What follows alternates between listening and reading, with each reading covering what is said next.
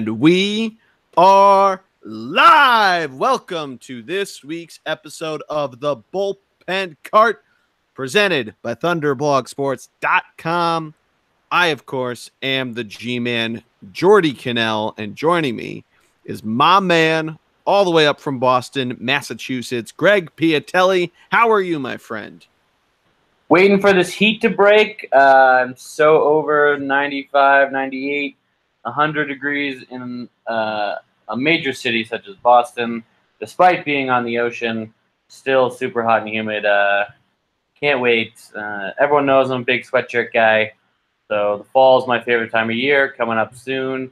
Obviously, I like the beach and everything, but I hate sweating. So the price we pay. Hey, it's coming up soon, not as much humidity at night, and we'll get there. I mean, it's August officially. We're past the non-waiver trade deadline. We were kind of right on some of our picks. We can get back to that, but Hall of Fame games been played, so we're getting back into the final stretches of the non-football part of the year. So we'll be at a short sleeve sweatshirt weather soon, Greg. Yeah, I'm looking forward to it. Yeah, but let's talk baseball. We can allude to our football coverage at the end of the show, but let's talk it. MLB Week 15. We're through the trade deadline.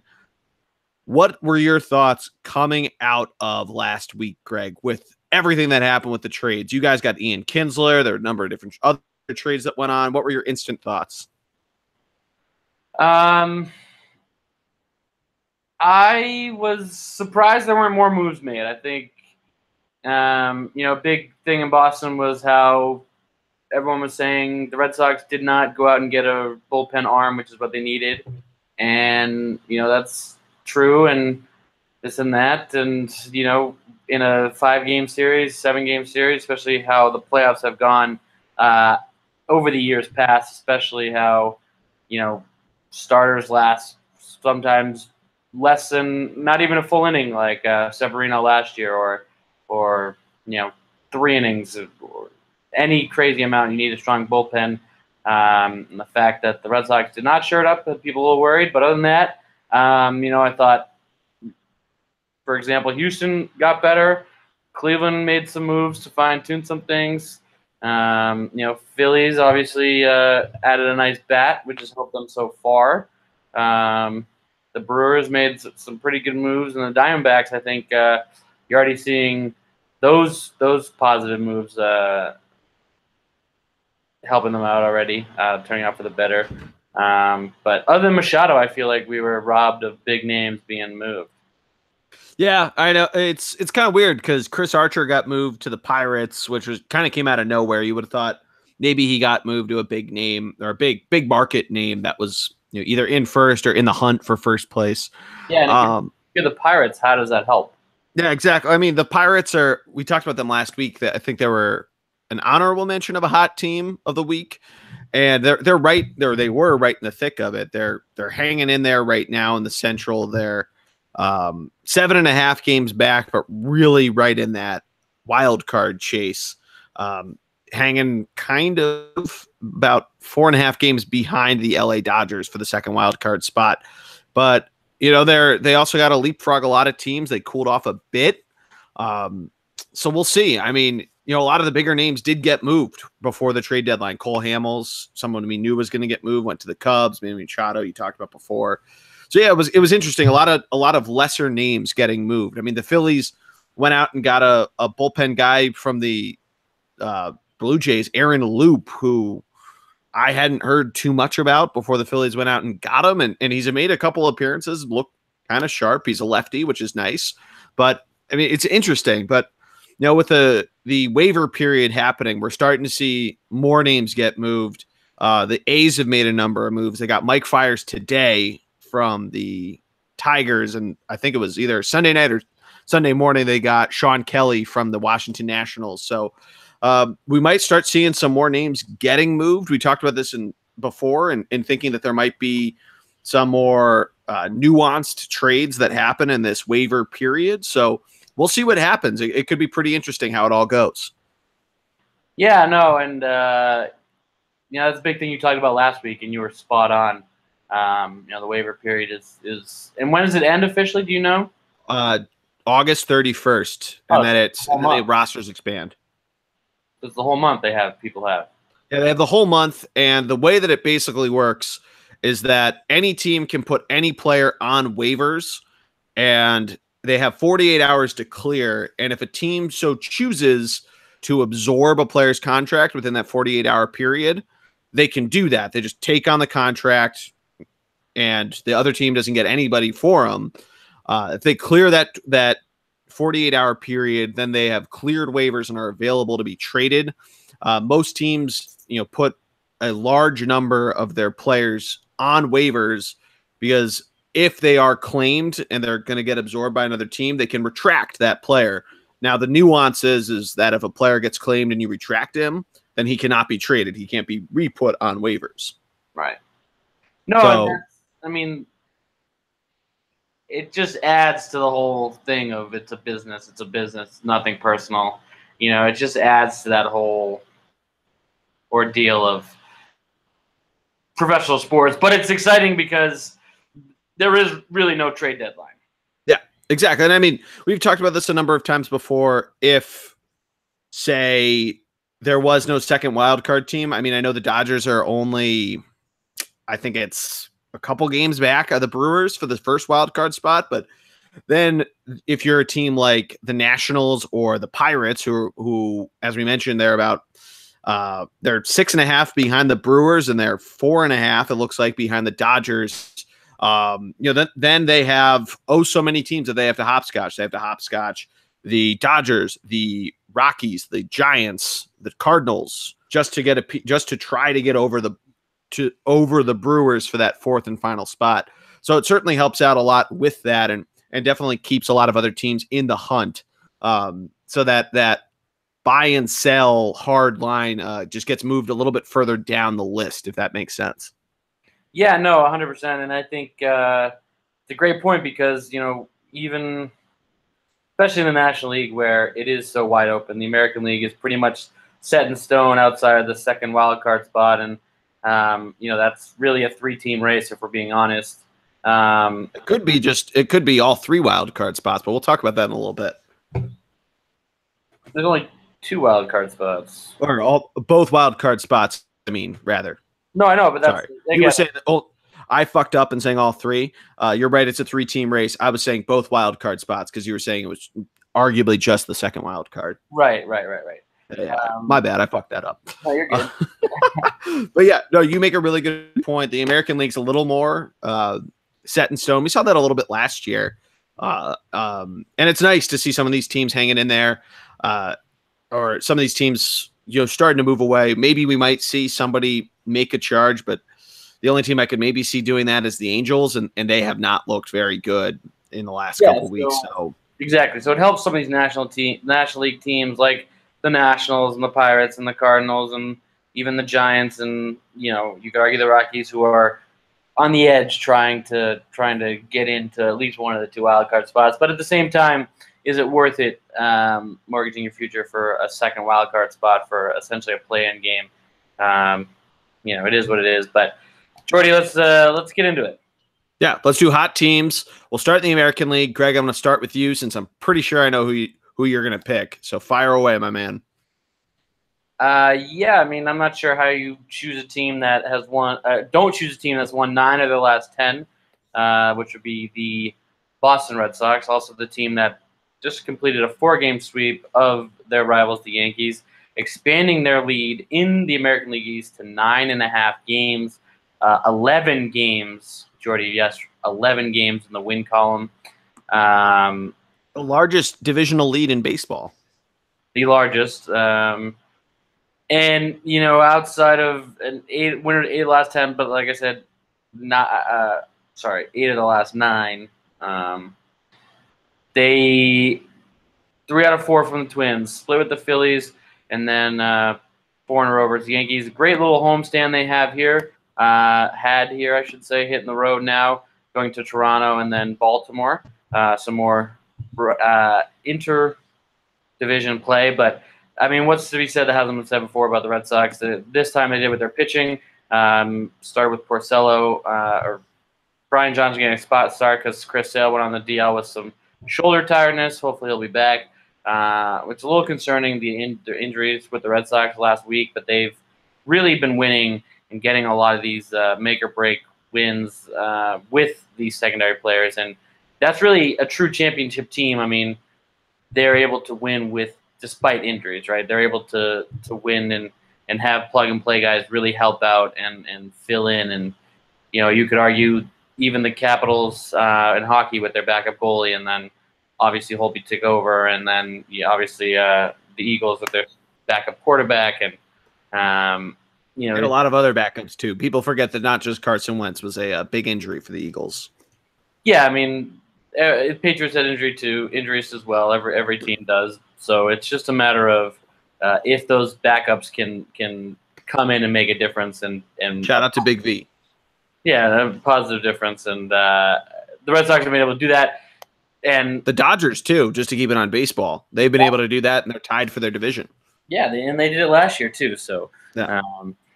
Jordy, what can be said about a team that everyone's all over? Jordy, tell me the other hot team in the American League. Well, so before I do that, I wanted to ask you a question because I was thinking about this today. You're 9.5 games up on the Yankees. The Yankees right now are the first wild card team.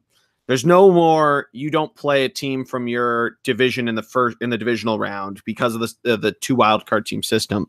So, if the Yankees win the wild card game against my hot team of the week, would it upset you that it's only a 5-game series? I know you just took 4 in a row, but and a follow-up question, if you're baseball, does this make expanding the playoffs and make the divisional round a 7-game series an actuality in terms of what they talk about the winter meetings?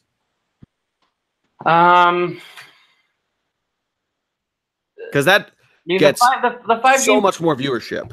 So the 5-game series is what it is. I mean, it's one of those things where most teams have 5 starters, right? Yeah.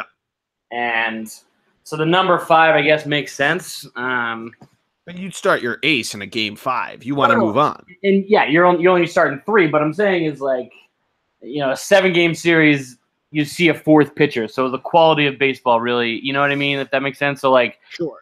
In a 7-game series, you get your 4th string starter, unless somehow your starter can go on short rest. But the quality of the starts may not be as good. And as a fan, are you wanting your best versus the other team's best, or are you wanting your 4th guy in the depth chart facing off against the other team's 4th guy in the depth chart? And I guess that's where baseball is so much different than all the other sports, is because as much as it is a team sport, it is very individual based in terms of starters and starting pitching and relief pitching. So, yeah, I mean, I'm not nervous about a 5-game series if that's what you're trying to ask. Wasn't at there. I was more thinking because we always talk about baseball so much better when the Yankees and Red Sox are good, which is absolutely true. It's like Tiger Woods being good in golf. Nothing moves the dial like the Red Sox and the Yankees. Right. So if you're baseball, if you're Major League Baseball, even if the product goes down in game 4 because the 4th starter is starting, they're getting however many more eyeballs on those games of the Yankees and the Red Sox, and they could make so much more ad revenue. So I was just thinking on a business standpoint, would they maybe want to explore that? Just to get them playing each other more? I'm sorry. No, because of the fact that now the likelihood of the Yankees and the Red Sox playing in the divisional series comparatively to the ALCS becomes just as likely instead of impossible, because previously with 1 wild card, they couldn't play each other in the first round. Yeah. No, and so, I think it's or in the wild card game if somehow the Rays or the Blue Jays become good in the next couple of years. Well, it's also and it's also the same thing in terms of like Houston and Oakland, or Houston, Seattle, whatever. So it's just a matter of sure. I think it's like if the second best team in baseball, like if the Yankees had the second best record, but they were the wild card, then yes, you could argue that it's an unfair. I'm not arguing about unfair or not unfair, because we can go into that in a completely separate podcast because that's actually something I've wanted to always kind of go into, especially with hockey. But I was just saying, do you think baseball would want to explore it just for the possibility of having the Yankees and Red Sox for two extra games? I think it's a great thing because, as we mentioned, it's a matter of if the Yankees had the second best record in the American League, with their 2 games, essentially, two wins. They're 1 game, I guess, behind the Astros for the second best record in the American League. So if the Yankees had the second best record in the American League, would it be unfair for the Yankees and Red Sox to play in the second round? Sure, 100%. But that's the structure of it. That's the unfortunateness, I guess, is the right word. I don't know if that's the right word. Sure. But, the NFL does a good job of reseeding, right? They do a good job of reseeding after every round. I think it is something for baseball to consider. But at the same time, if the Yankees are the wild card, they would be the lowest seed. So, well, mine was more of just the adding the games, but that's also a really good point of reseeding. I'm a big fan of that. But anyway, I'm going to move on, pick my hot team. My hot team, I alluded to it before, would be the team that would play right now the Yankees in the wild card game. The Oakland Athletics, who are the winners of 6 straight games. We made the alluded to it before, rather. They just made a number of different trades. They went out and got Yuris Familia, who, by the way, has appeared in 9 games and has not let up a run just yet. So good on him. He's been a very good pickup. I think they basically just paid cash to get him from the Mets. So, I mean, they've been doing exactly what they need to do.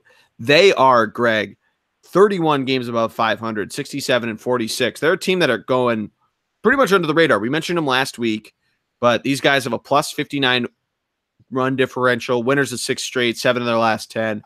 They're 10 games above 500 at home and 11 games above 500 on the road. They play more road games, but even in the whatever Coliseum it is now, it's not O.co. I think it's just the Coliseum. They're still doing well, which is kind of a weird ballpark to play in because it's also where the Raiders currently play. So it's one of those weird hybrid football, baseball stadiums. Right. But I mean, good on them. They have a number of different guys from their squad firing away, whether it's Chris Davis, who we knew was going to have a lot of home runs. He's already at 31 and 86 RBIs. Matt Chapman, their third baseman's batting .271. He's had his fair share of homers. He's almost slugging 500. So, I mean, these guys are doing well. And the crazy thing, too, their pitching staff is pretty good, but they haven't solidly had a number of, aces. They only have Sean Manaea, the guy that threw the no-hitter, that's made, the bulk of his starts throughout the year. So they've had a couple injuries. They've definitely made some trades from it, but taking 3 out of 4 in Houston is fantastic. They played 6 straight games against the Giants, all within the Bay, and took 4 of 6 there. 4 games swept the Rangers, then lost 3 out in Colorado before beginning their 6-game winning streak at home. And they're scoring a lot of runs with it, too, and putting up shutouts when they need to. So, I mean, these guys are dangerous. They're definitely for real. And it's going to be a shame if the Mariners turn it on a little bit and if they can surpass the Athletics and they miss it, because this team's a lot of fun to watch. And their highlight reel is the epitome of chicks dig the long ball. Yeah, the only thing that I, to be wary of, especially with the Athletics, is the fact that you could say they have a 6-game win streak, but they beat the Tigers, who are miserable, and the Blue Jays, who are also miserable. Sure. So, I mean, the Tigers have a losing record. Blue Jays have a losing record. So it's just a matter of, for me, yes, Oakland is a good team. Yes, they're a team to look out for. But, and yes, they're playing good baseball right now and have been all year. And certainly a team that, I mean, like I've mentioned them multiple times on here. The Red Sox, I think, went over versus them for the season, or they definitely lost the season series for them, and obviously that ended early in the season that we talked about. So they scare me more than anything else. But it's tough because it's sort of like who outside of Chapman, who's their big offensive name? Jed Lowry, who's Chris Davis. I just mentioned him. No, I know, but I'm saying Chris Davis. But he wasn't good until he got traded there, right? Oh, Chris Davis. Chris Davis, the center fielder, right? With a K. You're not Chris Davis from the Orioles, the one that people buy shots from. But what I'm saying, my point is that like they don't have the Mookie Betts, the JD Martinez, the Mike Trouts, the Aaron Judge. It's the small ball, it's the home runs, but it's the money ball. The unnamed. It has that feel like they're a team that's going to contend, but a team that probably won't win the World Series. They may make some noise in the playoffs, maybe upset a team, but I'm not sure they're going to win the World Series personally. Sure.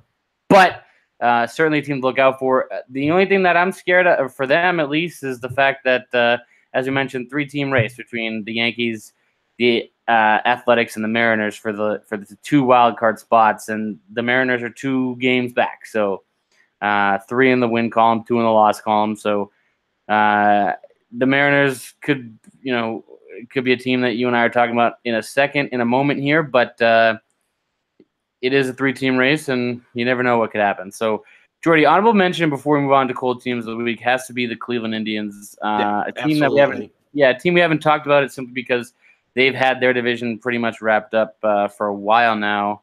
Minnesota's flirting a little bit, but that's about as close as they got. But the Indians, winners of 7 of their last 10. More specifically, 2 out of 3 from the Angels, beat the Twins 2 out of 3, 2 out of 3 from the Tigers. Sort of just winning the last 3 series in a row, and certainly. Well, the nice thing too with them is that they had a really bad road record, and they've clawed that back up to 500, which is big.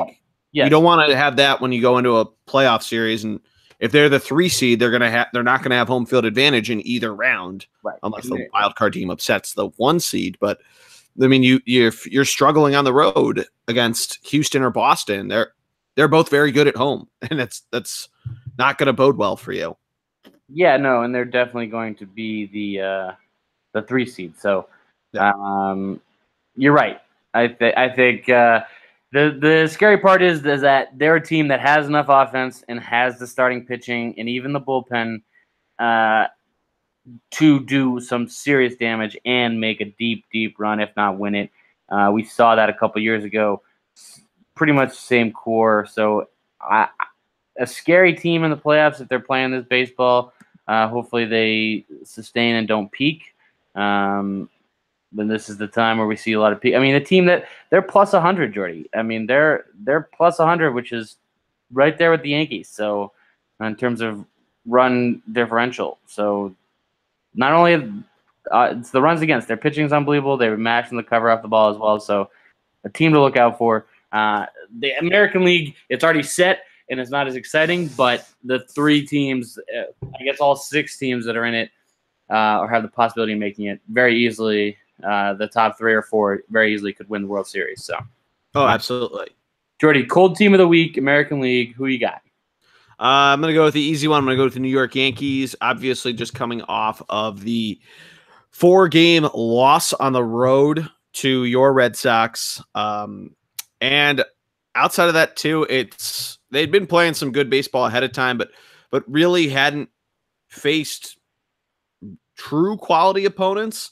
They took 3 of 4 from the Royals, who are, in order for the Royals to not lose 100 games, they'd have to go basically 500 throughout the rest of the season, and their 306 is their winning percentage right now. Then they split 2-game series because their 3rd game got postponed with the Mets, split it with the Indians on the road, and they lost 2 of 3s before that from the Rays. So I mean, some shaky baseball from the Yanks. They're still obviously pumping out the offense. Their pitching looks pretty good, but I mean, that series with the Red Sox was definitely a time to put up or shut up, and you lose 15-7 on a night where you have as you called him, a Red Sox killer pitching, and they end up losing 15-7, then 4-1, 4-1, 5-4, and the Red Sox had a huge comeback at the very end of the game. So it's definitely a little insult to injury with our guy, Mr. Candlelight Vigil, Aaron Judge, on the DL.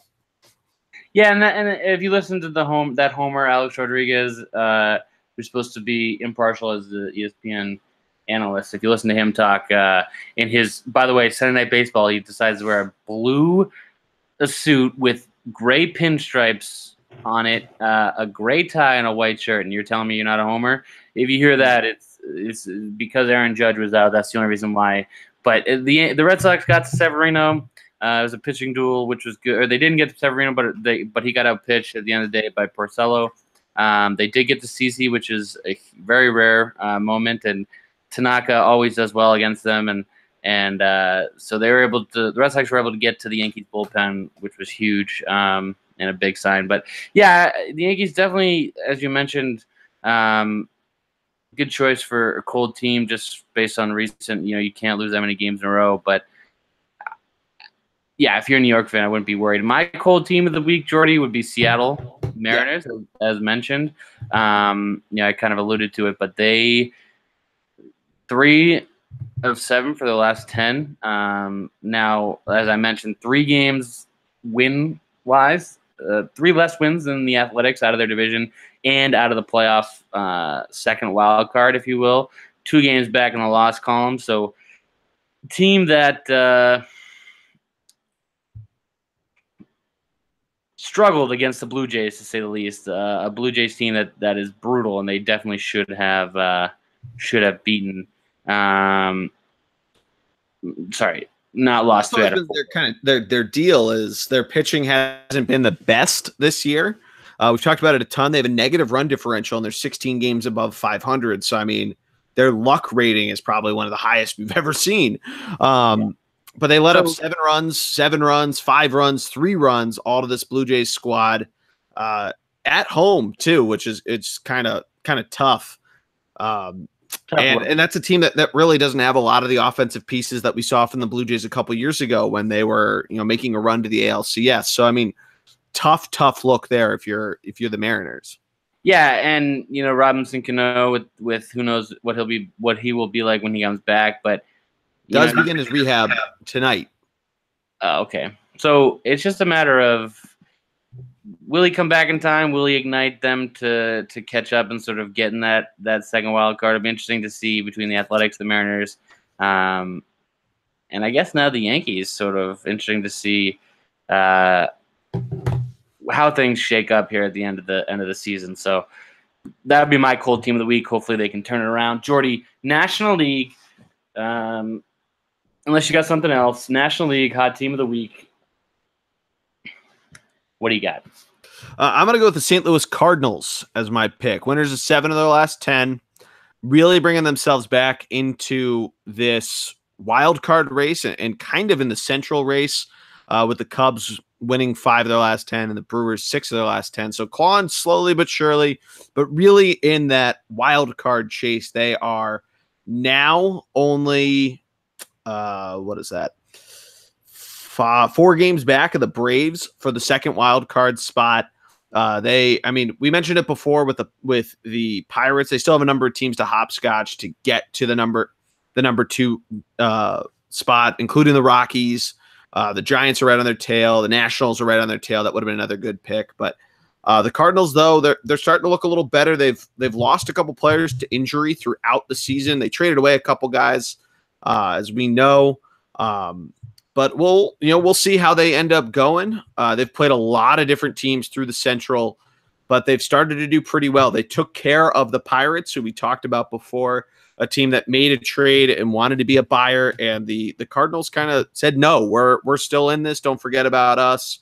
And Matt Carpenter crushing the ball, now has 29 homers leading the NL, but they really need some help as a guy to go to in terms of their number 1 RBI guy, but I guess spread the wealth. They have over 500 runs, so you can't really complain too much. Yeah, good pick. Definitely a team in that Central Division that is hanging in there, as you mentioned the Pirates earlier, hanging in there and on the outside looking in for the wild card, especially with how strong the West and the East teams have been. So they're going to have to make a run quickly. For sure. The most surprising thing, I think, they're just playing 500 ball, and that's you can't make the playoffs if you're playing 500 ball. No. Plain and simple. So, yeah. For me, Jordy, I was gonna pick the I was not gonna pick the Phillies because I thought you were gonna pick them. So I think we should give them an honorable mention. They've won 5 in a row, including the best team in baseball, 3-1. All right. They split with them, but swept the Marlins. I know they're supposed to, but swept the Marlins. Sweep's a sweep, man. Sweep's hard to do, especially 4 games. 4-game sweep is hard to do. I mean, the Red Sox just did it to the Yankees, who had the second best record. But whatever, it's okay. But my hot team of the week, the Washington Nationals, Jordy. Good pick. Good pick there. Yeah, thank you. For clarification, we'll get to Phillies talk in a little bit for you Phillies fans waiting. We talked about the Nationals last week about how if they weren't going to make a run, they should sell everything. And it's weird because they're playing really well, but yet they gave up one of their bullpen arms, so Sean Kelly. So a little confused by it, but a team that crushed the Mets 25-4, and then 5-3 the next day, beat the Reds 3 out of 4 games. So good on them there. And one of those a doubleheader, I believe, if I have that correct. And just sort of a team that needed a game like a 25-4 shellacking of the Mets. Yeah. They needed helps. Always something like that. Always helps for sure. Now, Jordy, speaking of the Reds and Mets, to go off a little tangent here, I've just been slipped a note. I'm not sure if you were aware of this. Mm-hmm. The Reds and the Mets are playing right now. Yes, and if I'm not mistaken, Matt Harvey is scheduled to pitch. Let's confirm this. I'm loading up the game. He might be pitching right now, and he might be getting killed by the Mets. It's 3-0. No, he's not pitching. No, he's not pitching this game. He's pitching later in the series. The third game, he's because he was injured, right? Yeah, he was. He was a little banged up. He's their probable starter right now. I got a little note from. I was slipped a little note from a friend who my roommate for those out there. My roommate who happens to be a Met fan, low-key Met fan. That Matt Harvey is the probable starter versus DeGrom on their Wednesday game on the 8th, Wednesday, August 8th. So. Return to Citi Field, Jordy? Could it be possible? No, watch 18. I mean, what do you think? DeGrom versus Harvey? I mean, slipped a little note again by my roommate, big Met fan, but what do you think? I don't know, man. That ESPN should be there. They should be there with Tim Tebow sitting on the bench in his arm sling or whatever the hell his injury is. Just get everything to get eyeballs on this TV. Pay the umpire like $1 million to call everything strikes. A pitch that hits the fucking bull, it's a strike. A pitch that's fat, a home run is a strike. He's out. He hit it too far. He didn't let somebody catch it. Sit down. I mean, the Reds team that was the hot team of the week last week. So I don't know, Jordy. I don't know. Yeah, the Reds have cooled off. Unfortunately, they had such a great July and kind of fizzled for sure. So, yeah, Jordy, let's get into Phillies talk. Unless you got who's your cold team of the National League? Did you already say it? Yeah. Well, it's tough. I'm going to take the Pirates. We talked about them before. Kind of a weird addition of adding Chris Archer, and he's hanging around right there. But these guys, I mean, their offense it's good, but the rest of their starting staff is pretty suspect at best. And you know, it'll be interesting of how they go forward. I mean, they'd been so hot coming into getting that trade. They took 5 straight from the Brewers. They swept the Reds. They nearly swept the Indians. Took 2 of 4 from the Mets. Split the Cubs 1, and then they lose the 2 of 3 from the Cardinals. They're going to Coors Field right now and tonight. So we'll see. We'll see how it goes. I mean, that's a pretty pivotal matchup for the wild card chase and how that'll all go, because they're only like 2 games back of the Rockies, who themselves are 2 games back of the Dodgers for the first wild card spot. And I need to do the math here, but it looks like about 3 games back of the Braves. So they're not completely out of it yet. they can certainly start to claw themselves back, but they'll need that pitching staff to really buckle down because they're one of the only teams that's above 500 to have allowed over 500 runs. The others, the Rockies, and we talk about them and the Coors Field effect a lot. So a little bit of a concern there. They've allowed one less run than the Mets, who lost 25-6 last week to the Washington Nationals. So think about that for a second. Yeah, I mean that's crazy. The thing that strikes me so odd about the National League is no one's really setting themselves apart. You know, all these teams are basically playing big ebb and flow league this year. Yeah, basically playing 500 ball. I mean, you could argue with the exception of some of the top teams, but basically playing 500 ball, at least recently, I should say. And yeah, like you said, big ebb and flow, and no team has really taken it by the horns, if you will, like the Astros and the Red Sox have in the East. So it's interesting that I don't think there's a favorite coming out of the West or the National League right now. I really don't. I know the Phillies are trying to claim they're underdogs, but you could argue with the second most wins in the National League, they are one of the favorites. So it's because no one has. ESPN's not giving them the respect. They're not in the top 10 on the power rankings. That's why they feel like they're underdogs. Oh my God, the power rankings? Are you serious? Yeah, ESPN lies. We've already established it here. The power rankings. You got A-Rod talking about how good the Yankees are, and doesn't even mention the team that 4 games swept them. Doesn't even say their name once. A-Rod tried to claim that him and Veritek are friends now. Get out of here. ESPN doesn't put them on the depth chart. Bullshit I've ever heard. ESPN doesn't put them on the depth chart. They're not underdogs. I'm so done with Philly fans. I mean, not Philly fans, but Philadelphia fans. Ugh. Well, what's great is that somebody put this up on Twitter of football fans.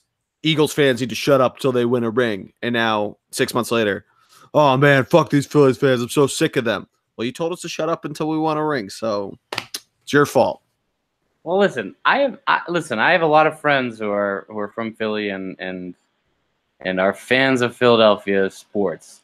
I have no problem with that. The problem is creating the narrative, creating this like, oh, we're underdogs when we have the second best record in the National League. Get the F out of here. Yeah, you're winning earlier than expected. You're winning before teams thought everyone else thought you would.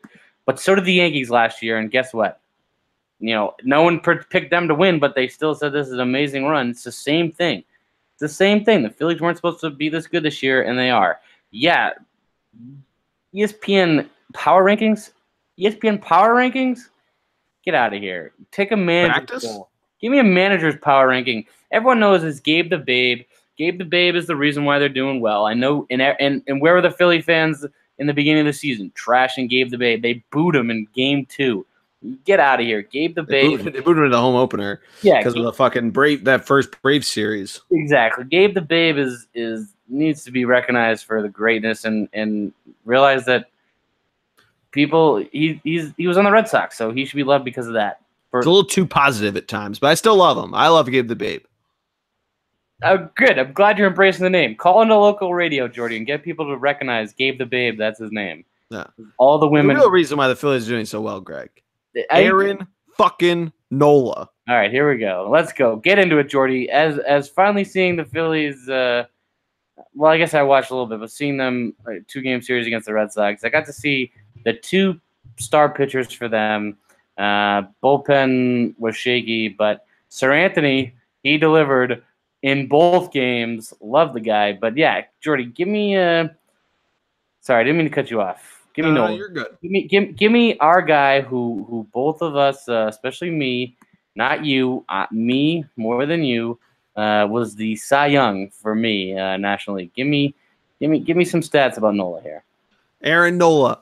In 23 starts, 148 innings pitched. He's got a whip of .99. Batters are batting sub 200 against him. He has a WAR of 6.9, the second highest of all players in the National League. ERA of 2.37. The guy mows people down. People got a little concerned that maybe his fastball is slowing up. Whatever. He throws the changeup, throws the two-seamer, gives him a little bit of spin, throws the curveball. It looks great. It's fantastic. Bullpen looking sharp in July. Carried it over into August. You had my boy Aaron Loop, who I talked about, who's only made one appearance, and I saw it on Friday night. Not a big deal. But he walked the only guy he saw, or actually hit him by a pitch. So technically, he has not gotten an out yet, but a little infinite on all of his stats in the National League. But that being said, the rest of the bullpen has looked sharp. Zach Eflin, Pivetta, and Velasquez rotate who they want to be the guy, and the other guy is still pretty good, and the other guy is a little shaky. Right now, the guy of the bottom three in the rotation is Velasquez. Eflin mania, little shaky, but still pretty great. Pivetta, a little shaky, but still mows people down. He only has 3 less strikeouts than Nola in nearly 35 innings pitched less. So pretty awesome there. And we, of course, cannot forget about Jake Arrieta, the guy who did beat the Red Sox, although Nola should have gotten a win. Odubel Herrera kind of fucked that for the Phillies last Monday. But Arrieta really showing why the Phillies went out and got him. They were able to really negotiate it. We've talked about that deal a ton. ERA of 3.32, whip of 1.24. Really able to get a lot of those ground balls. He doesn't have a ton of strikeouts, but that's never what he was really known for.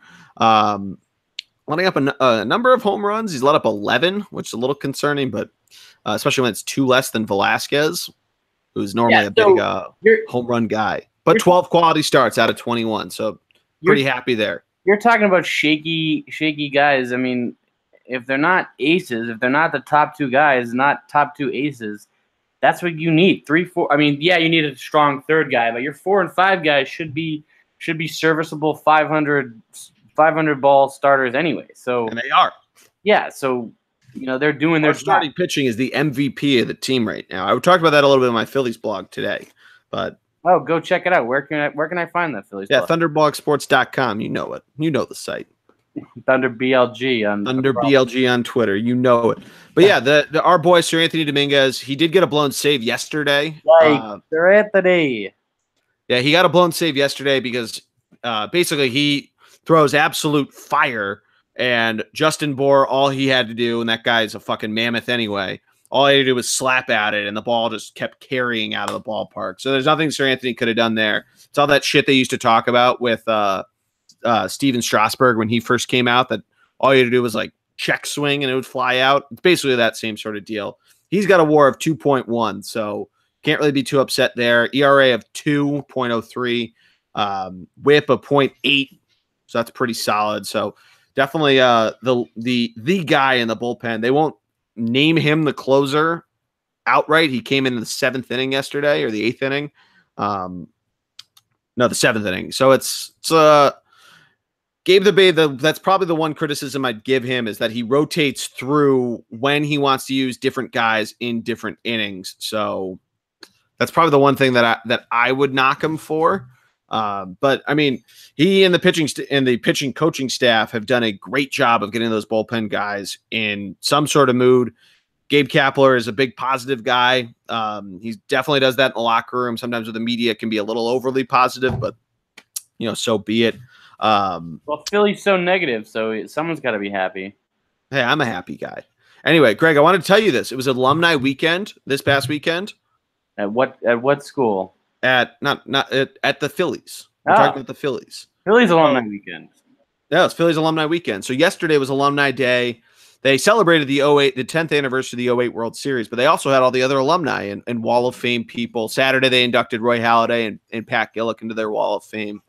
But Sunday they brought out all the alumni that were there. And you know who got brought out, Greg? Kurt Schilling. No, he didn't. Mark Leiter, Sr. Wow. Your guy. Wow. Yeah. That's impressive. Yeah, got brought out. Mike Schmidt came out to big applause. So, I mean, fun weekend. And, they honored the alumni right. The Shane Victorino retirement night, Friday night, was pretty awesome to see. So, happiness all around. Yeah, I mean, I don't know. Why are you laughing at the Flying Hawaiian? I mean, he won a World Series with the Red Sox. I have no reason to laugh at him. So I got a question for you on the Phillies, Greg. All right. How excited are you that Pat Neshek is back? I hate him so much. Why? He's got a .79 ERA and a WHIP less than 1. He's a great pitcher. Because that's stupid. Stupid windup. How can you go around on a day-to-day basis and like be proud of the way that you look when you pitch the ball? What, the sidearm? Yeah, looks like a clown. It's a clown question, bro. No, that's Bryce Harper. Tim Stano did that for the Berkshire baseball team. Remember Tim Stano? I do, but no one else listening does. Paul doesn't listen? Oh, yeah, you're right. Maybe he does. You're right. Good. Paul, quick shout out.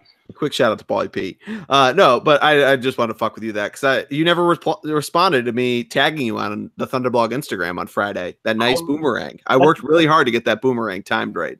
That was perfect. And this, for those who don't know, the stories that happen when anytime anyone from Thunderblog goes to any game are unbelievable. But yeah, like I didn't respond, Jordy, because I didn't deem Neshek. You were just fuming so badly. Is that why? Deem Neshek's stupid release as worthy of my time. Plus, he came in and pitched a perfect inning against the Red Sox, so I was still salty about that. Yeah, the texts I got from you were pretty great. But let's move on. Let's do some top players of the week. Let's start with the batters. You want to start NL or AL? Up to you. We always do NL. We always do AL first. Let's switch it up. All right, you want to do NL? Sure. So I'm going to go with Andrew McCutchen, a guy who was seemingly going to be sent out of San Francisco, but the guy last week batted .440 with an on-base percentage of over 500, 517, a slugging percentage of 720. He had 2 homers, 3 RBIs. He walked 3 times, had a double. So, I mean, a good week for him. The Giants are still hanging around there.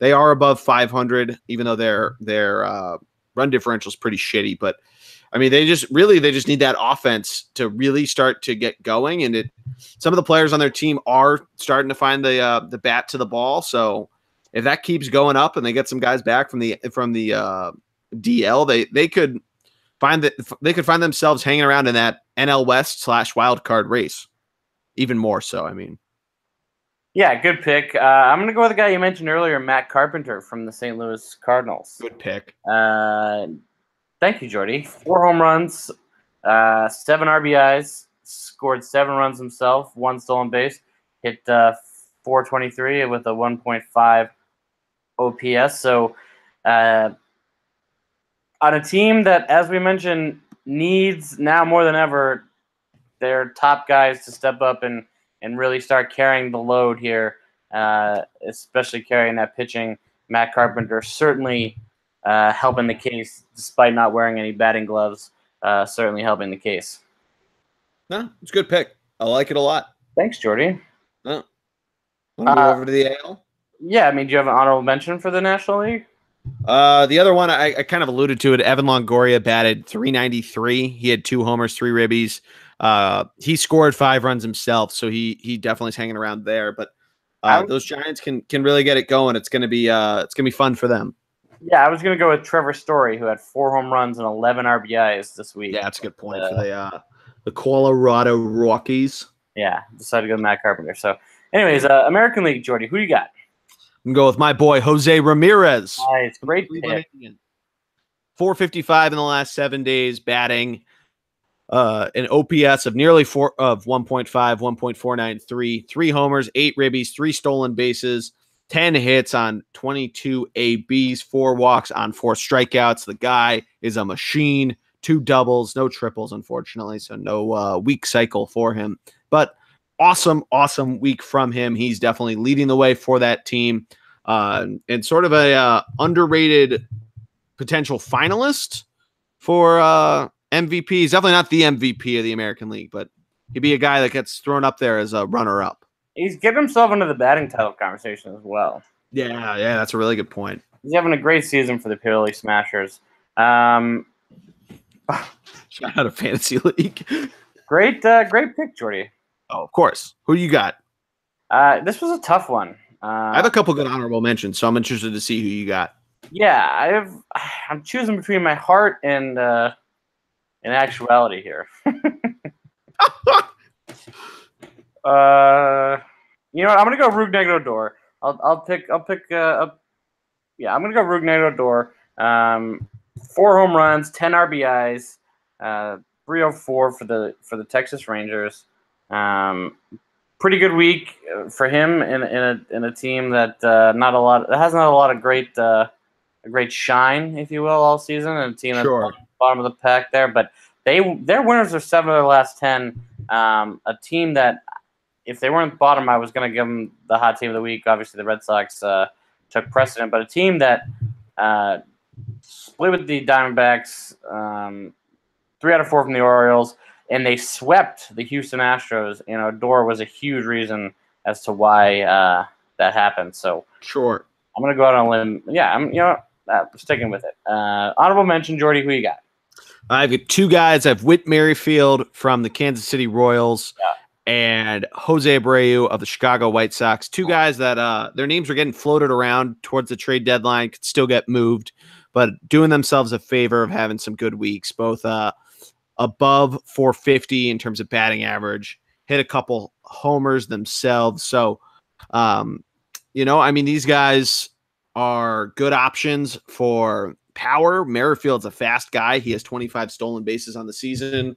So if they make trades, you're getting a guy's floating around 30. Merrifield's 29, and Abreu is 31. So you can see some potential usage there. I don't know how long their contracts are still going, but if they do get traded for it, it doesn't seem like it now. It looks like that those names have been really fallen through the cracks, but and sort of off the table. But who knows? We could see it, and it could be interesting there. Yeah, Steve Pearce, 100%. My honorable mention. Yeah, it's a good one. That's 4 home runs, 8 RBIs, 308. Unreal series versus the Yankees. Just launched 3 home runs in one game and followed it up the next day with another home run. So really the guy that got to Sabathia, and really the reason why the Red Sox were able to finally break through against him. So had to be that was the hard pick as well. Another honorable mention for the National League, Javi Baez, 3 homers, 7 ribbies, 417 average. Oh, I thought for sure you're going to go Trevor Story. You mentioned Trevor Story before. I was just adding on to more. Okay. All right. Perfect. Jordy, pitchers. My favorite segment. Yes. My favorite segment. Hit me with it. American League Pitcher of the Week. I'm going to go with starting pitcher for the first time. I know we've added on a bullpen pitcher, so that's awesome. So I'm going to go starting pitcher. I'm going to go Rick Porcello. 9 innings. Guy. Yep, 1 win, 9 Ks, 1 run through 84 pitches. Retired the last 20 batters in a row, 21 batters in a row, something crazy like that after his home run. Only threw 85 pitches against the Yankees and their prolific offense. So has to be him. Ricky Porchlight, as some people call him, but Ricky Porchlight. All right. For me, it has to be him. Who you got? American League. I'm going to go with James Paxton of the Seattle Mariners. Nice. 1.93 ERA over 14 innings, a .86 whip, 15 Ks. He did go 1-1 on the week. So, a good one for him. He let up a number of hits, but only 3 runs. So, a good week for him. And we mentioned before that pitching staff has been meh, very meh. So, if you have a guy like that, especially with an okay season from King Felix, you can definitely get a lot of action out of him. Mike Leake was up there as well, but he's let up a number of runs. But if you can get your starters eating innings like the Seattle Mariners are starting to, they could see that ship get righted and find themselves on the other side of the Oakland Athletics. I love it. My honorable mention would be Edwin Jackson from those Oakland Athletics. Yep. This is why I jumped into it. 2 wins on the week, 8 Ks, 0 earned runs. Trevor Cahill too. Yeah, so good for them. Good for Oakland and those pitchers, and both them having great weeks. So, Jordy, National League Pitcher of the Week, who you got? I'm going to go with John Gray of the Colorado Rockies. 15 innings pitched, 15.1 to be specific, a whip of .78, and an ERA of 1.76. Definitely a guy who's always up there for the better pitchers of the Colorado Rockies. So nice to see him having himself a great week. And those Rockies definitely are right in the thick of it. We kind of keep glossing over them, but if you can get those starting pitchers to really lock down like that, or at least get a couple here and there, it's certainly going to help you out. Yeah, Jordy, I'm going to go Tommy Hunter. Oh, you're jumping right into the bullpen guys. Well, this is my National League guy, not my bullpen guy. Tommy Hunter is he's a bullpen guy. No, I know, but I'm cheating, and he's my National League guy, and I'm going to have someone else for my bullpen guy. Ah, okay. Tommy Hunter made 4 appearances in the last 7 days. 1 win, 1 save, 1 K, 1 hold, and 0 earned runs with a whip of .46. So really did it all for the Phillies in terms of a hold, a save, a win. Sort of got everything. Yeah, I mentioned the fact that Gabe Kapler will rotate through who gets in when. Hunter had the save yesterday, so he got that there, and I think he got the win on Michael Franco, excuse me, his walk-off home run on Thursday. I think that's when he got a win, but he's definitely really turned a corner. It was something where he got a good amount of money from the Phillies coming out of the previous offseason, so he had himself a very shaky, really first half of the year, and turned it around in July, and we've definitely seen that come up. So happy with him right now, but still a collective hold your breath moment when he comes into the game, because it could turn like that, or at least it seemed that way. Yes, great pick. Jordy, bullpen guy, do you want me to go first since I have it teed up? No, yeah, if you have it teed up, go right away. So mine's going to be the closer from the San Francisco Giants. Do you know what his name is, Jordy? It's okay if you don't. I don't. I'll give you a hint. He gets jiggy with it. Is it Will Smith? Will Smith. That's fucking great. Nice. 3 appearances, 1 win, 2 saves, 7 Ks, 0 earned runs with a .30 whip. Great last 7 days for him. Great first name and last name. Great name in general, Will Smith. And I'm pretty sure, if I have it correctly, I'm pretty sure he's a redhead. I'm pretty sure he's a ginger. So, nice. Having a great season this year, Jordy. And guess where he went to college? The Bel Air University. The school. Nice. The school that was most recently nicknamed Dunk U or. Oh, Florida Gulf Coast? Yeah. Didn't Chris Sale go there? He did. Yeah. So, Jordy, who's your bullpen guy of the week? Will Smith is taken. I'm going to go with Fernando Rodney of the Minnesota Twins, a team that definitely sold, and they're pretty far out. I mean, they need to make a bit of a run to get themselves back into the race. I mean, they are 52-58. They're 6 games under 500. They're 11 games behind the Mariners for the 3rd place in the wild card race, and they're right now behind the Rays and the Angels. So seeing a guy like Rodney, who's a little older, we've seen him with a number of different teams throughout his career. Seeing him perform well is good to see. But, got to give credit when it's due. He had 4 appearances, 2 saves, a win, 5 Ks, a whip of 2 because he let up 4 hits and 4 walks. So he definitely put himself into some positions of trouble, but no earned runs coming across the board. So got to give credit where it's due. Yeah, Jordy, great choice. My honorable mention is a guy who's from Philadelphia.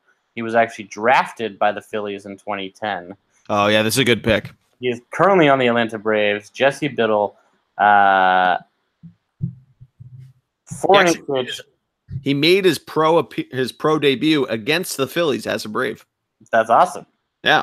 Even more. He's now helping the Braves chase down said Phillies and maybe catch them. But 1 save, 2 Ks, 3 holds, 0 earned runs for the last 7 days.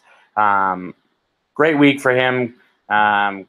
Great week for the Braves. Jordy, any honorable mentions, or should we move on? He was going to be one of mine.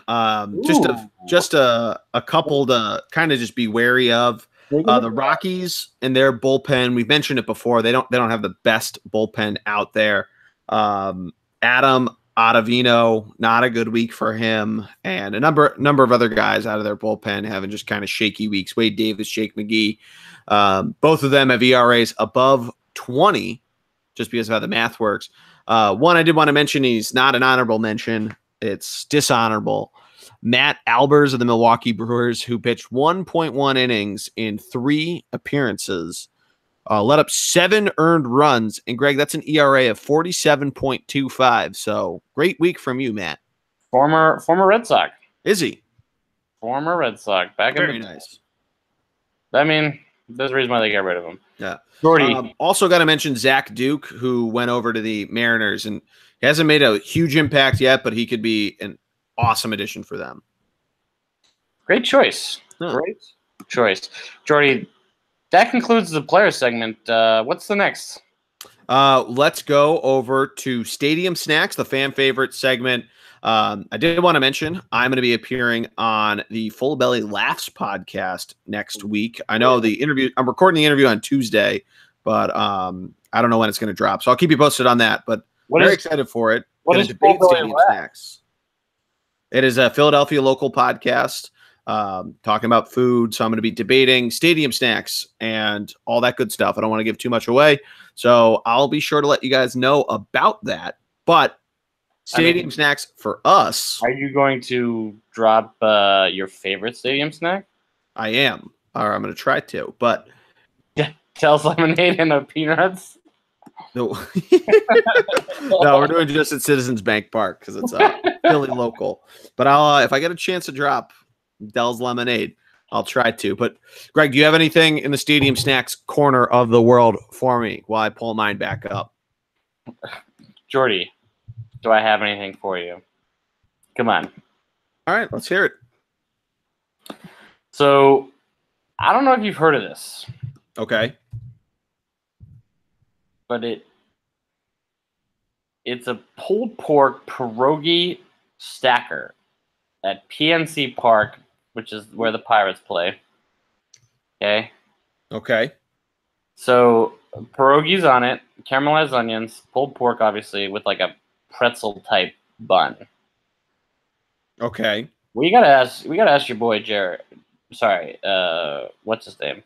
Hey, Jared. Yeah, Jared about this. It also has some onion jam, like a jam of onion on it. It looks so delicious. And Pittsburgh apparently is a big Polish place. Oh, big Polish town. Which I never knew. So, for me, have you ever been to Pittsburgh? To play hockey. I've never been there for fun. Oh, you gotta go. They have very good food there. They have a place called Permani Brothers. It's really good sandwiches. They put French fries on the sandwich. Very good. Whoa. Yeah. Sorry, go ahead. Oh, you want mine? Well, I have an honorable mention, but I didn't want to take yours in case it was the same. Okay. Well, I'm going to go with it's a simple snack, but it looks pretty good. And I actually had a version of this over the weekend. They're called the Gilroy Garlic Fries, and they're from AT&T Park out in San Francisco. Yeah. They're just French fries with, I don't know if there's any kind of truffle oil, but I would assume there might be because it's topped with minced garlic and parsley. Just a really good, if you ever had garlic fries before, just a really good snack. And if you're having a beer out of the game, while your breath might smell terrible afterwards, definitely a good way to kind of complement the beer. I had some garlic fries over the weekend. They were pretty fucking great. So it just reminds me of my experiences from this weekend, not at Citizens Bank Park while I was playing golf, but definitely a good snack and definitely something good to just munch on while you're hanging out at a baseball game, especially in San Francisco. Did have chicken fingers and fries at Citizens Bank Park. Should mention that, but that's a pretty good go-to and very delicious. Great choice. I mean, like I said, I've said it before. I could listen to you describe food and just hear that voice on repeat. the golden voice that is yours, and you'll have to tell me when you're on that pause so I can just listen to you talk about voice and stadium snacks at Citizens Bank Park, because man, oh man, Jordy, can you describe some food? I try, man. I mean, I'm a bigger guy for a reason. I love it. So my honorable mention was going to be a s'mores bacon on a stick at Citi Field, which is where the Mets play. Yeah, so it's bacon, pork belly, wrapped in or dunked in chocolate, and then rolled in crushed graham cracker and marshmallow. Oh my God! Yeah, I mean, it sounds delicious. I just want to try everything about that. Obviously, it's probably a little unhealthy, but quite frankly, when you're at a ball game, are you really going for health? No, not at all. That's the beauty of it. I love it. All right, Jordy, what's next? So we got Bleacher Creatures, and I have a couple good ones. Bleacher Creature. The first one is a literal bleacher creature. It's a guy who went to Wrigley Field this weekend, dressed. He's a Padres fan. The Padres were there playing the Cubbies. He was dressed as a Padre, Greg. Wore the robes and everything. Looked like a maester from Game of Thrones. This guy got a ton of airtime. It looks like, just from the video, on the Padres game, on the Padres broadcast. But this guy sitting up near like the chain link fence at the top of the stands. Every time a foul ball would get hit towards him, he'd go crazy about it. There's a GIF of him seeing AJ Ellis, Padres player, blast a foul ball out of the stadium. So just foul, but it would have been a home run. He goes ape shit. He flies up with his hands up as if they just won the World Series.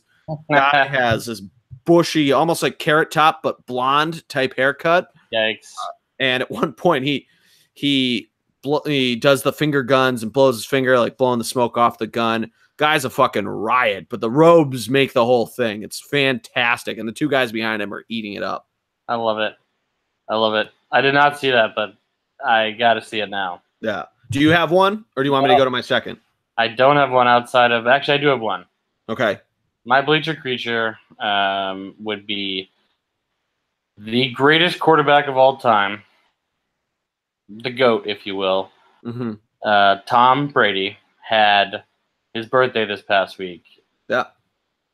And Belichick and the Patriots, they're getting along so well that Belichick gave them 2 days off. Oh. For his birthday. That's two more than he normally lets off, right? 4 days off. Belichick is blaming the new rules.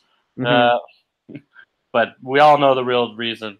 I wanted to ask you. I saw an image of Bill Belichick smiling at a Red Sox game. Are you worried that now that the preseason's officially started that he's already smiling?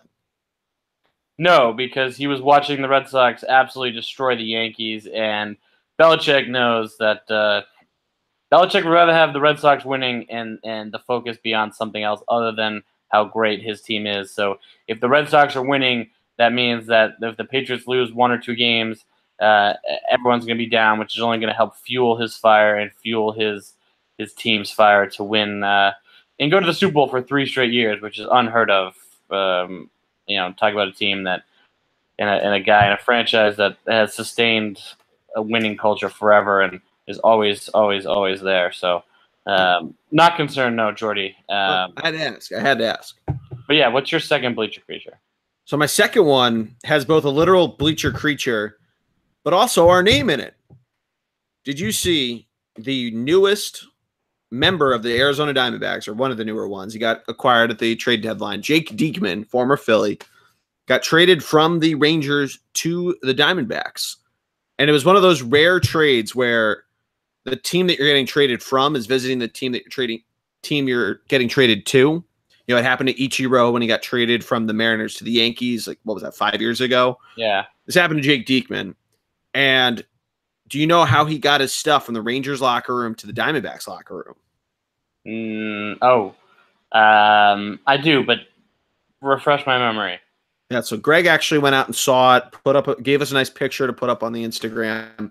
But the Arizona Diamondbacks mascot, which looks like it's some sort of wildcat. I don't know if this is the University of Arizona Wildcat coming wearing a D-backs jersey or not, and why they don't have a snake mascot. But anyway, he drives their actual bullpen cart to come grab Jake Diekman, who looks like a cowboy about to corral some Diamondbacks, wearing the boots and everything and a cowboy hat.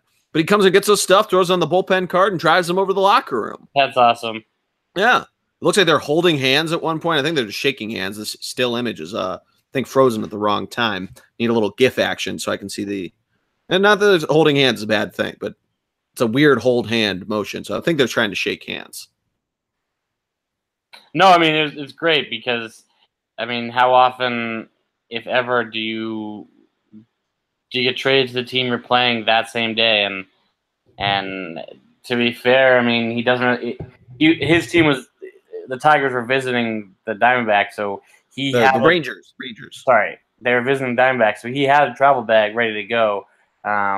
So he already had clothes, for the next week or so, and I'm sure the rest will be sent to him. So I don't know. Well, it's a very rare sight to see, and I'm glad that the bullpen cart got some use another day.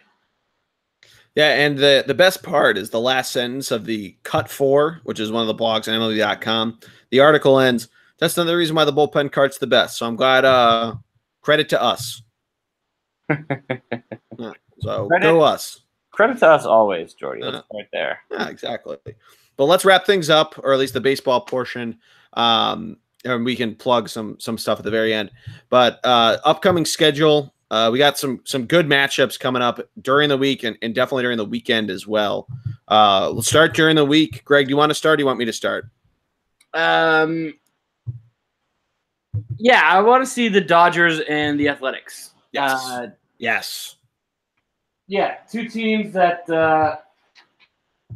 sorry, just getting the charger for my computer. Two teams that are right there in it, playoff teams. Definitely going to be there in the end and or in the playoffs, I should say, or maybe with the Athletics, but two teams that need to win and need not to be swept, or need to sweep in order to keep pace or take a more commanding lead. So that's what I'm looking out for during the week. Jordy, what do you got?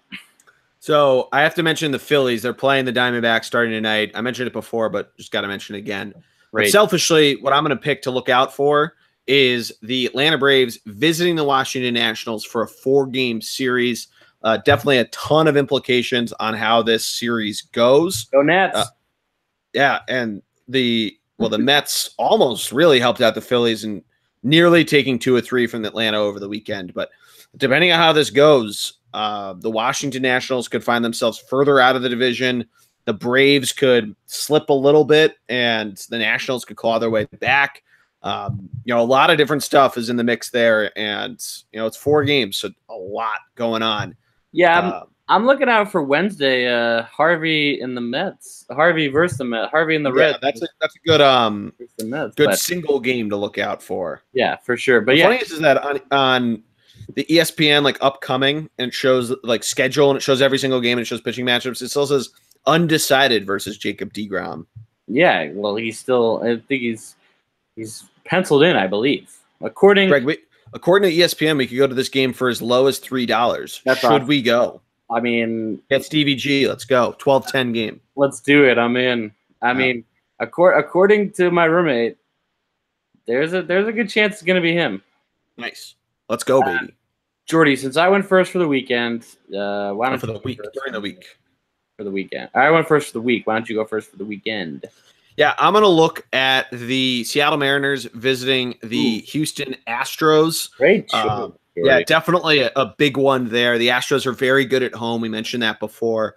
Mariners trying to hold on in that wild card area. So if they can make some waves there, they could find themselves really in a good position to claw their way back. They're playing the Rangers during this week, so we'll see how all of that goes. So it could be a make it or break it weekend for the Mariners. Yeah, I love it. And with Oakland playing the Angels, it's even bigger that they do well against Houston. So Exactly.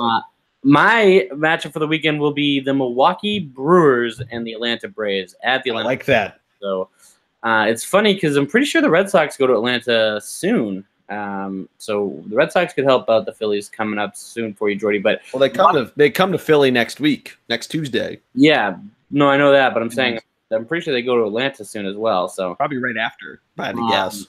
Milwaukee going to Atlanta is a huge series. Both teams, especially the Brewers, who I don't want to say need the win more than the Braves, but the Milwaukee Brewers have more wins technically than the Chicago Cubs. But they have more wins than the Phillies too. They just have more losses. Right, they just have more losses, exactly. So they have 3 more losses than the Cubs, but they also have 1 more win. So they definitely need, I would argue they need to win more than the Braves do, just in terms of their own personal record and division. So, and as we mentioned, a team that made a lot of moves to get better. So that's my series to look out for the weekend. No, it's definitely a good one. I mean, it's weird because they've played so few games comparatively to everyone else. They played 3 less than the Phillies. They've played 3 less than they've played more than that, less than that. They've played 7 less than the Brewers, the Braves. Oh, yeah. So they definitely, there's a lot up in the air with them, but with that comes the potential for a lot of fatigue.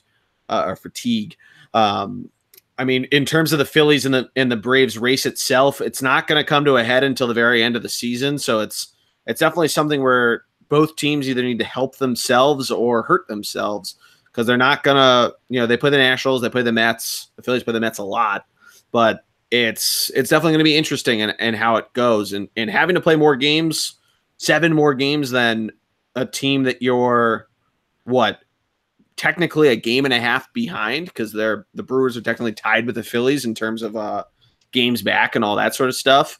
So they're a game and a half back of the Brewers, and so many games back of the Dodgers. But yeah, they're right there, and they're a game and a half back of the Phils, and it'll be interesting to see how it all goes for them. So definitely a good stretch coming up here for the Bravos. Yeah, and just looking at the schedule just so I can see when the Red Sox play, it's not until September, but egg on my face. But they do have a random, a day off they're supposed to have. Now they have to play the Cubs for a Cup game. So they have a couple like you mentioned, like straight series, but this schedule is looking pretty easy. I mean, they play Milwaukee, which will be tough, and Washington's tough, but then Miami, Pittsburgh, Miami, Tampa Bay, Pittsburgh, Boston, Arizona, San Francisco, St. Louis, and then Philly, the Mets, and Philly to end the season. So it's somewhat easy until the end of September. Yeah. It's definitely if you've saved a lot of your National League games, a lot of those lower level teams, like the Phillies play the Padres this weekend. They get 6 more games against Miami. I mentioned how much they have to play the Mets. They still have 11 games to play against the Mets. So they're in a similar position where really both of these teams could have some pretty high records coming into those last 7 of their last 11 games for the Phillies. I don't know if it's 7 of the last 10 for the Braves, but still 7 games at the very end of the season is, they could be right neck and neck, or it could be 4 games out and it could decide everything. It's definitely not going to be over until it's over, which is nice. It's the Major League Baseball did nearly what the Big 12 always tries to do with their scheduling inadvertently. I love it. Jordy. Greg. Over under Red Sox end the season. They're at 34 losses right now. Yeah. Over under 52. Ooh.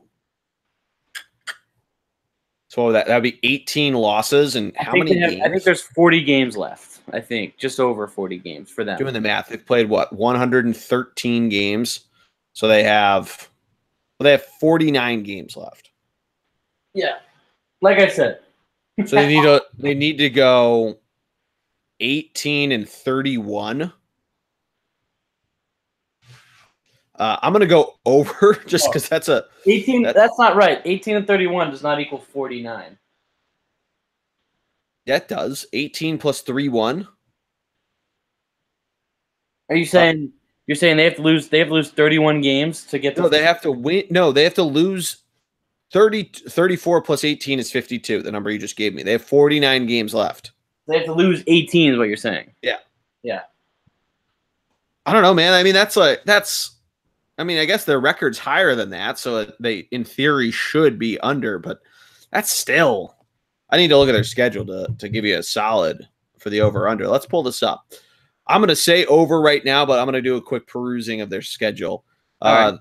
Red Sox have to play the Mets. They got to play the Astros, the Indians. No, you're saying under. You're saying under. I'm saying over. I think they lose like 55. Oh shit! You think they lose more than 18? I mean, I guess you're playing Toronto, Baltimore, Tampa Bay, Miami, Chicago. All right,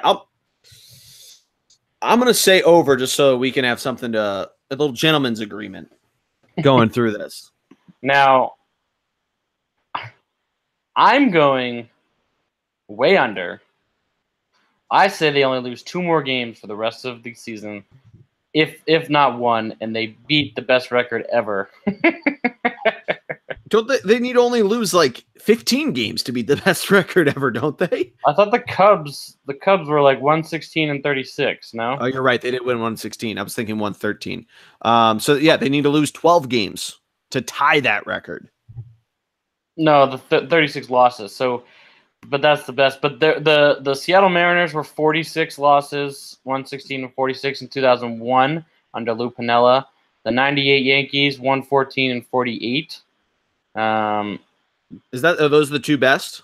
Well, no, the best would be the 1906 Cubs, which was 116 and 36. Oh, so when they played 152 games? Right. Oh, okay. So 116 and 46. The most amount of wins ever was 116. So let's go there. You think you get over 116? So that'd be 116 and 46. You only lose 12 games for the rest of the year. I do not think you get that. That would tie the 2001 Seattle Mariners. Yeah. I do not think you get that. What about you could. Looking at the schedule, it's possible. I just think that's tough. Oh, 100%. 100%. I think you'd rather not get it and save some of the energy. Oh yeah, for sure. I mean, we're all dreaming, or at least I'm dreaming. But it's a good question. No, it's definitely a good question. It's definitely a good one to watch instead of are the Phillies in last place like last year.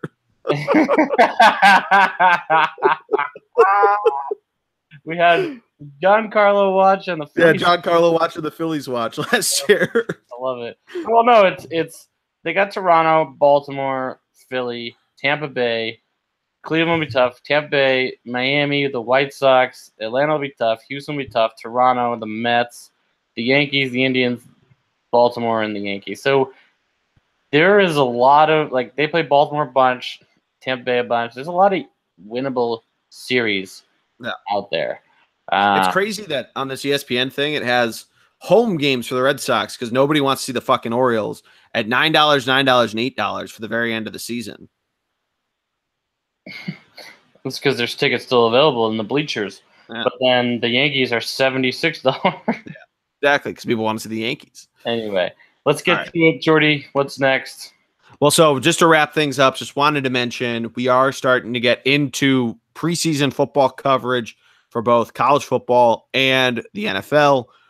Look out for podcasts there. I want to try to talk to Matty D and get one out this week. I'm not sure if it's going to be for college or pro, but we are going to try to get a number of them out there. We're still hammering out how many we want to do. Greg, hopefully we can get you on for an NFL one, talking to a few other people to get on for the others. So everybody keep an eye out for that. As always, make sure you go to thunderblogsports.com, read all of our blogs. I'm going to try to get up more blogs per day. I know I did kind of a weird job in July. It's kind of a wacky month for me there, but definitely going to try to keep pumping it out. But yeah, very excited for the sports world to liven up again. August is always kind of a weird month, but preseason football is 3 days away, or really, I guess it already started, but the full preseason slate. So you get some action there. Yeah, Patriots play Thursday. Yeah, I think they moved it to that everybody plays Thursdays now for the preseason. Because they used to have like random Saturday games and all that shit, but I think they just decided might as well just throw random Thursday night games on. But we'll see how it all goes. Well, you figure more people can go to weekend training camp. Now they're making Yeah, money that's a good from point. training camps, you know. Yeah. 40,000 people showing up at the link yesterday, Greg, for the open practice for the Eagles. Oh my God. I can't wait for the season start just to be done hearing yes, congratulations for winning the Super Bowl. Nice job to the Philadelphia Eagles, but I mean, Jesus Christ, guys. Like I've never act like you've been there before. We haven't. Everybody flaunted into Philadelphia fans' faces for 51 years that we'd never been there before. So they act like you've been there before is null and void. It's null and void. I mean, yeah, but literally the Phillies won a World Series, what, 5 years ago? 10 years ago. We went over this during the podcast, the 10-year anniversary. We went over that the Eagles beating the Falcons was the first time a Philadelphia team advanced in a round of the playoffs since 2012. We were hungry. Hungry city. Hungry dogs run faster. I mean, Brian Dawkins literally just got inducted into the Hall of Fame, and you're out here talking about how many people showed up to a fucking open practice. It was a big weekend for the city of Philadelphia. Yeah, Brian Dawkins, Phillies alumni weekend, open practice, Foles chants going everywhere because we stole that from Minnesota, who stole it from Iceland. Brian Dawkins is literally one of the greatest, probably the greatest Eagle of all time. Can we also remember I think it's Madden 08, the opening that had Brian Dawkins. Can you feel that thing beating in your chest? That was the first words you hear, like as they're like getting like the theme song pumping up. Do you remember that?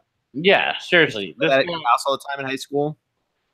This guy, yes, 100%. This guy, Brian Dawkins, was one of the best. Oh yeah, the best. Yeah, I mean, anyway. Weapon X, baby. And you're out here talking about fucking I can't even. All right, so I'll wrap it up. Greg, thank you as always. Jordy, it was a pleasure. I can't wait. Looking forward to it. Excited to see some of the big, college football stuff and all that other stuff coming down the pipe. So pumped for that. Yeah, that is. Remember to go subscribe. 5 stars only. Thunder BLG on Twitter, Thunderbog Sports on Instagram and Facebook, thunderblogsports.com. Find all of our good blogs, all our pods. Thank you so much, Greg. We will be back. Go Sox. Thank you so much for downloading this weekend. Go Phils. Go Sox. Boo.